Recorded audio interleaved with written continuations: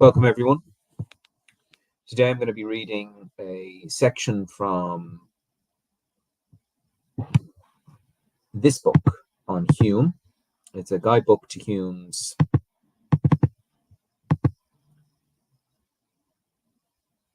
inquiry concerning human understanding. And we're going to be focusing in on one particular section, which is section 7. And this guidebook goes through everything. Now, we've read this before, but I want to go over it again in detail. And how we get to necessary connection or lack thereof. And in other videos, I have looked at particularly this section 3 of Paul Russell's book, chapter 12, Paul Russell's book on Hume's treatise, the riddle of Hume's treatise. And Paul Russell is bringing out the religiosity of Hume, or the irreligiosity of Hume and the religiosity of his time. So in Alan Bailey's book and in Dan O'Brien's book, we're looking at the inquiry concerning human understanding. So Hume's account of causation is central to the inquiry, to the discussion of miracles, liberty and necessity, and natural religion. Further, the views that we find here in the treatise have shaped all subsequent discussion of this key metaphysical issue. When a brick causes a window to smash, we do not just have an impression of the trajectory of the brick followed by an impression of breaking glass. We also think of the brick causing or bringing about the shattering. Given the weight and path of the brick, we believe not just that the glass will break, but that it must. To say that there is a causal relation here between these two events, between flying bricks and breaking glass, it is to say that there is a necessary connection between them. Section 7 investigates the origin of this idea. There are no ideas which occur in metaphysics more obscure and uncertain than those of power, force, energy, or necessity connection. We shall therefore endeavour in this section to fix, if possible, the precise meaning of these terms and thereby remove some part of that obscurity, which is so much complicated of this species of philosophy. Rationalists such as Descartes claim that causes have an inherent efficacy, agency, power, and energy, and productive quality. This explains why they necessarily bring about certain effects. This power is also intelligible, that is, we can come to know its nature, and in doing so, we are able to reason a priori that a particular cause will bring about a particular effect. Causal relations are intelligible in the same way as mathematical propositions. Reflecting upon the right-angled triangle reveals that the square of the hypotenuse must be the sum of the square of the two other sides. Such reflection also reveals that bricks of a certain size will and must break panes of glass.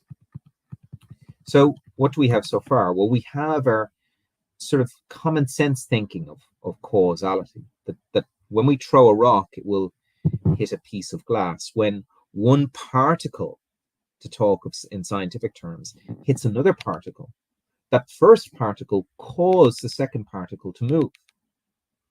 When Messi or Ronaldo hit a ball and it goes past the keeper into the net, they caused, through their skill, the ball to go in a certain direction, beat the keeper because of its power and speed, and score a goal. And then Hume is saying that these efficacy, agency, power, force, they're unintelligible, and we're going to try and make them intelligible. The other point is that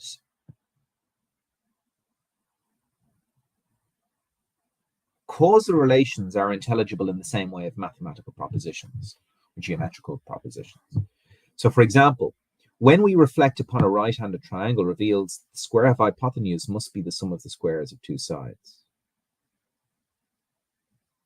So there is a relationship between the nature of a triangle and bricks breaking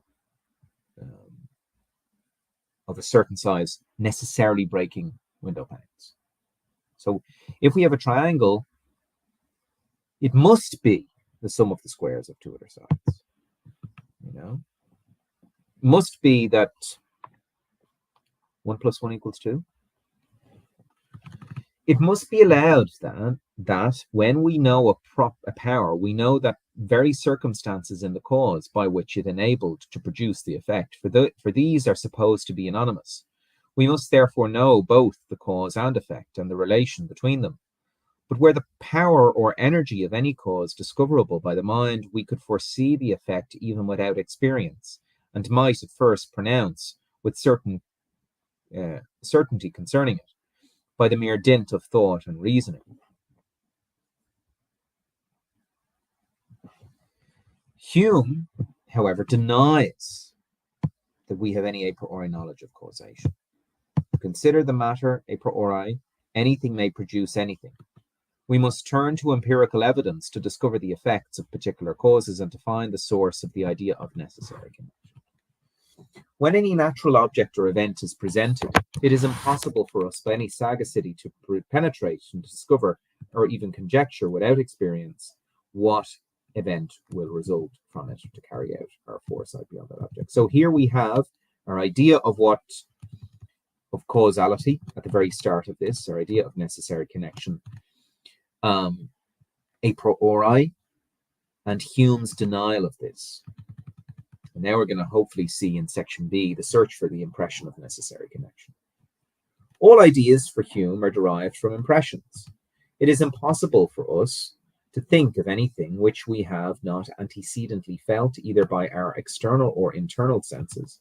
Every idea is copied from some preceding impression or sentiment, and where we cannot find any impression, we may be certain that there is no idea. The idea of necessary connection must therefore be derived from an impression of necessary connection from our experience of the necessary relation between cause and effects. In part 1 of this section, Hume considers 3 possible sources of this impression. First,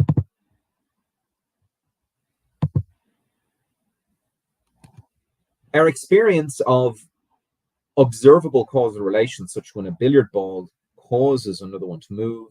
Second, the causal relation of our minds, when, for example, my desire for coffee causes me to reach for my coffee cup. And third, where cases where God is allegedly responsible for causal action.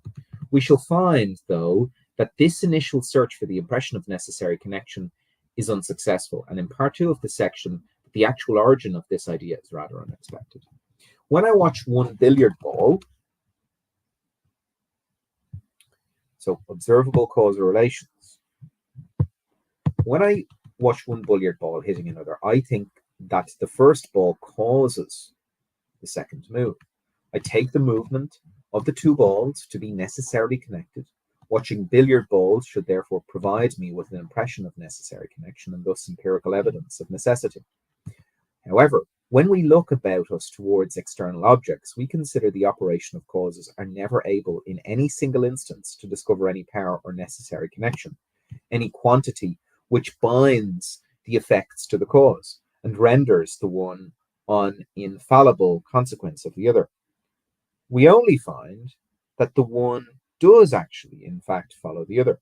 The impulse of one billiard ball is attended with the motion of the second. This is the whole that appears to the outward senses. Consequently, there is not, in any single particular instance of cause and effect, anything which can suggest the idea of power or necessary connection. So this is a quote from Hume. You know, we can see that one follows the other. There's a priority of order. There's a contiguity that's going on. But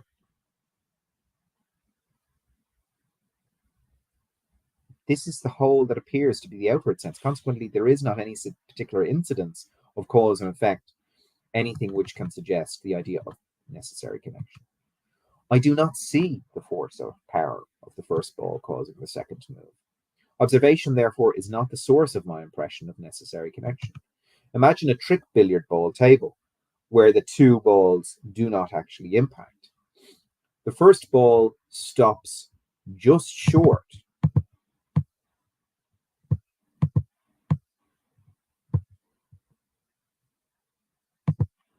of the second, but this is nevertheless caused by the move by magnets under the table by a steel core with the ball. The first ball does not cause the second to move. Their movements are not necessarily connected, yet to an observer this illusion is indistinguishable from the normal case in which the movements of the balls are actually causally related.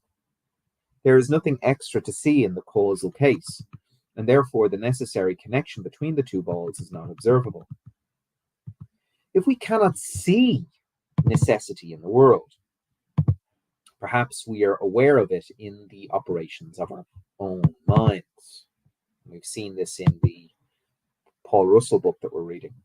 My desire for coffee causes my arm to move, and thinking of Paris causes me to inform an image of the Eiffel Tower. Since these are causal relations, I may be able to find an impression of necessary connection by reflecting upon these mental processes. It may be that we are every moment conscious of internal power, while we feel that by the simple command of our will, we can move the organs of our body and direct the faculties of our mind. An act of volition produces motion in our limbs or raises a new idea in our imagination.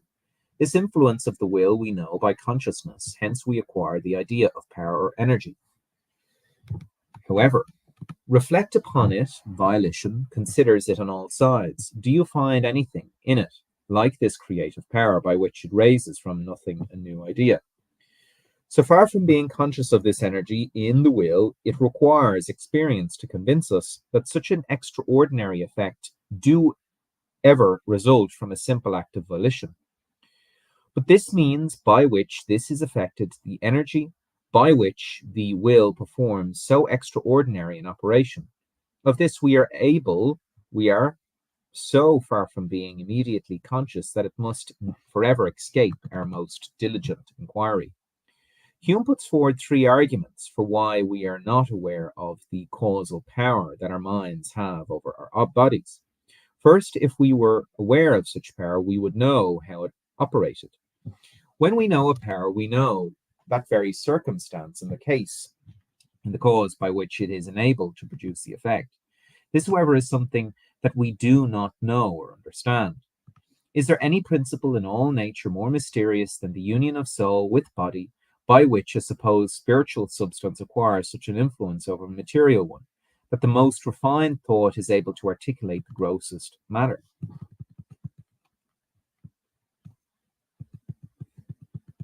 So what do we have here? So Dan O'Brien and Bailey are saying, well, if we can't see it in the world, we have to see it in our minds.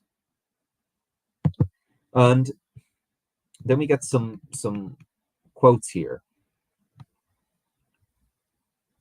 Hume puts forward three arguments for why we are not aware of the causal powers that our minds have over our bodies. First, if we were aware of such power, we would know how it operated. So, in a sense, Hume is pointing to a beyond of reason, a limit of reason here. You know, I don't know. You know, I can't will certain organs in my body to stop working. Liver, it's just beyond me. It's just working away.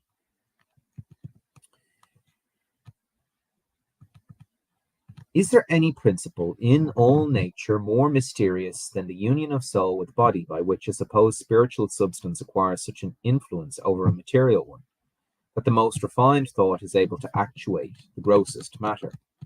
Second, if we are aware of the causal power of our minds, then we would not know why it is that we can will our fingers to move, but not our liver. That is, why only some parts of the body are under our voluntary control.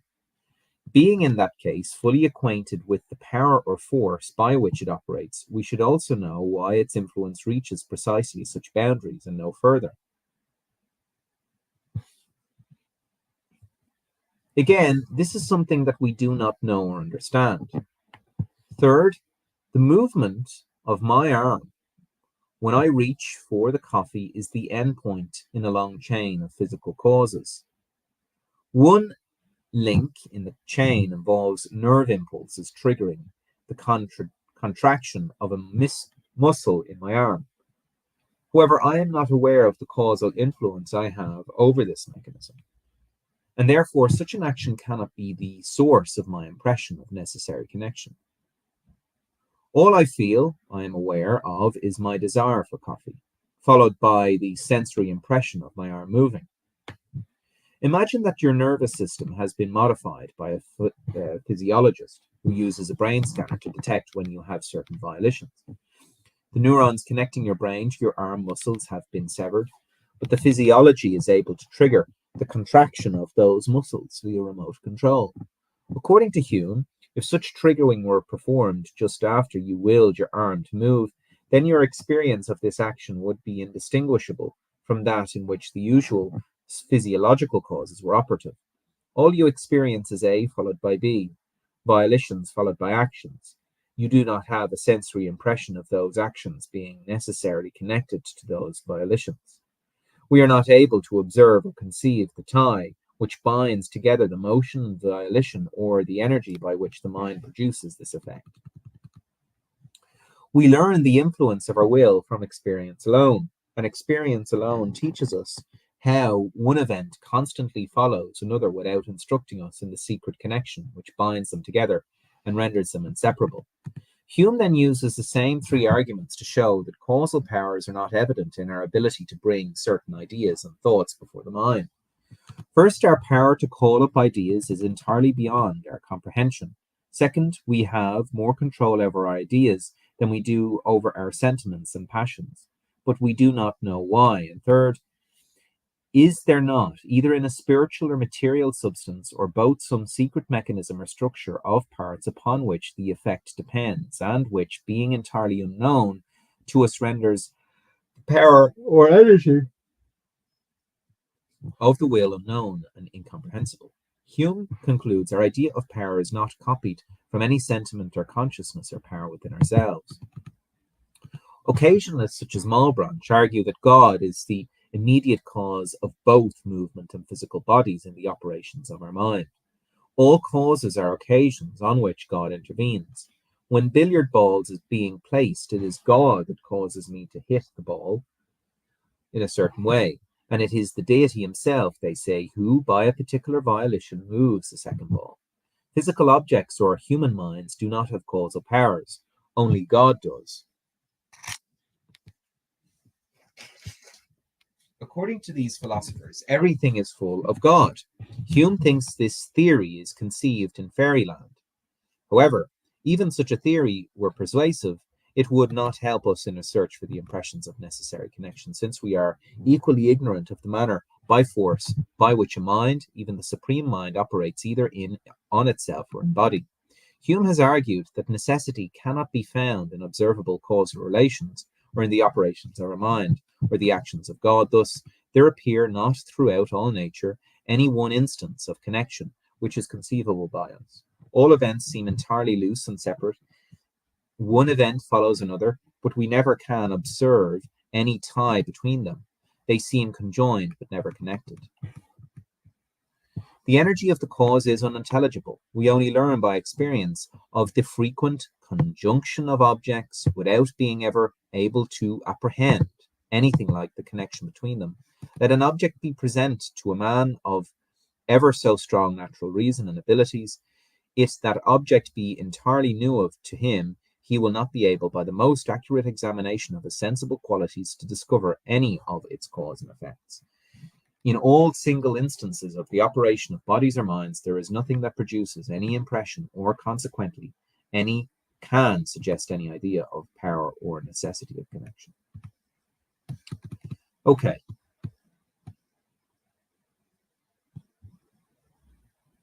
And this is the main thing. Hume has argued that necessity cannot be found in observable causal relations or in the operations of our minds or the actions of God. So that is, if we think back to Paul Russell's book, the first one is John Locke, the second one is Descartes, and the third one is John Locke, if I'm correct. But if we search this, there is no mention of Locke by Alan Bailey. There is in Paul Russell. Okay.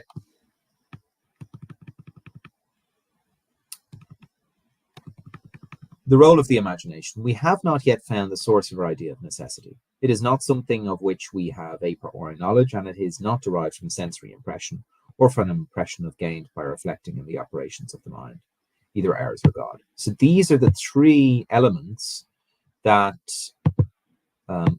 Hume is critiquing. There is, however, one last place to look, and that is in the imagination.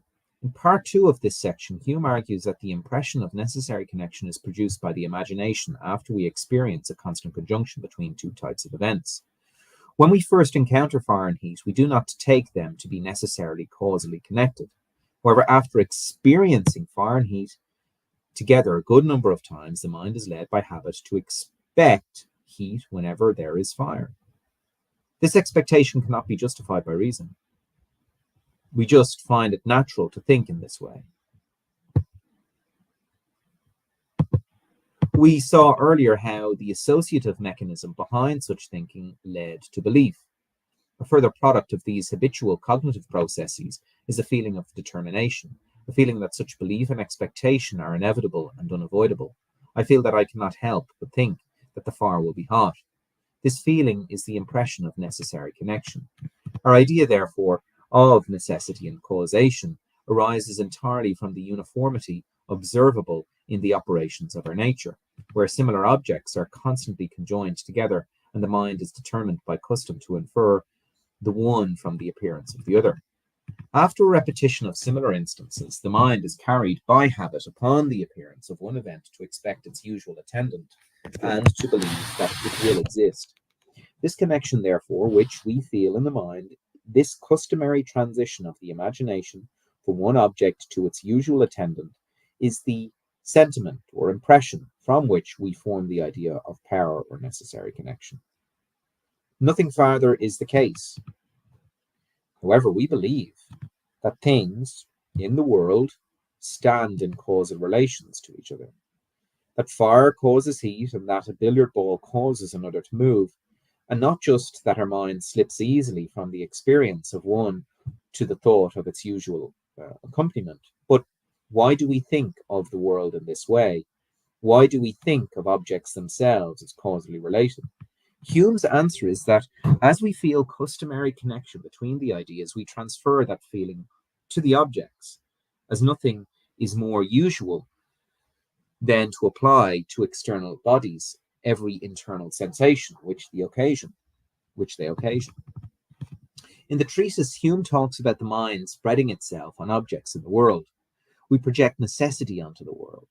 The ease with which the mind moves from A to B makes us believe that A's themselves are necessarily connected to B's. We are, however, mistaken. There is no empirical evidence. The only evidence that there can be for Hume that there are necessary connections actually in the world. When we say, therefore, that one object is connected with another, we mean only that they have acquired a connection in our thought.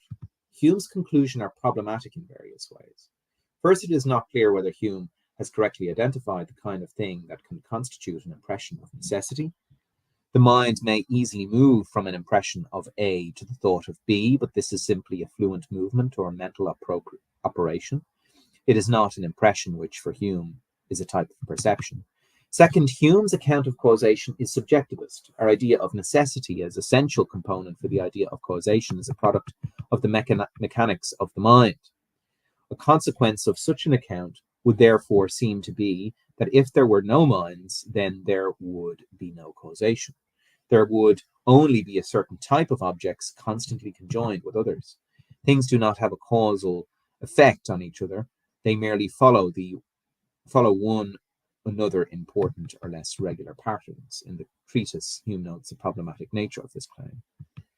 What? The efficacy of causes lies in the determination of the mind, as if causes did not operate entirely independent of the mind and would not continue their operation even though there was no mind existent to contemplate them or reason concerning them. Thought may well depend on causes for its operation, but not causes on thought. This is to reverse the order of nature and make secondary what is really important. Some philosophers, however, argue that Hume does not believe in objective causal connections between objects, and it is this new interpretation of Hume that I will go on to discuss. So we will look at that next time. But the main thing here, and you do have to read this, a lot to make sure you get what Hume is critiquing. We have not yet found the source of our idea of necessity. It is not something of which we have a priori knowledge, and it is not derived from sensory impressions or from impressions gained by reflecting on the operations of the mind, either in ours or in God. So, and we definitely have mentioned occasionalism.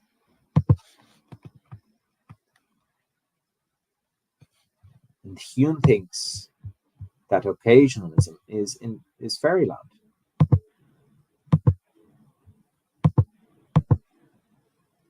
And let's see if we have bodies here.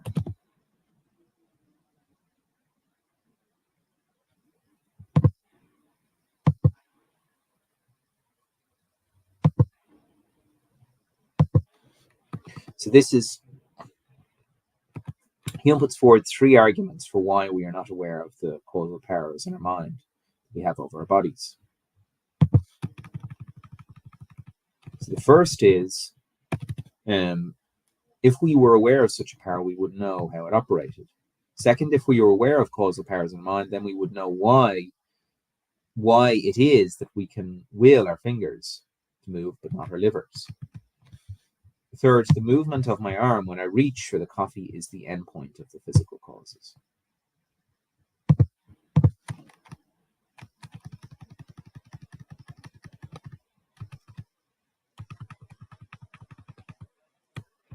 So if we were aware of such a power, we would know how it operated. Second, if we were aware of the causal power of our minds, then we would know why it is. So yeah, we're not with three arguments here. So it's amazing. Every time that I read Hume, I'm getting new aspects of it. Okay, we'll look over this again next time. See you later.